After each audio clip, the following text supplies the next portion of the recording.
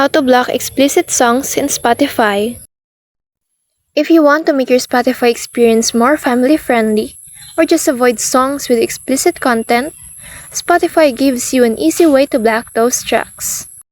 To start, open the Spotify app on your mobile device and tap your profile icon in the top left corner to go into Settings. From there, tap Settings and Privacy. Tap Content and Display, then you'll see a simple toggle that says Allow Explicit Content. If it's turned on, you'll be able to play songs with explicit lyrics. To block them, just turn the setting off.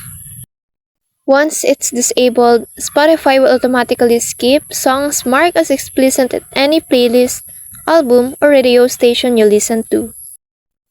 Blocking explicit content is a simple way to keep your playlist clean and your listening environment comfortable for everyone. And that's all for this video. Hope this helps. Thank you.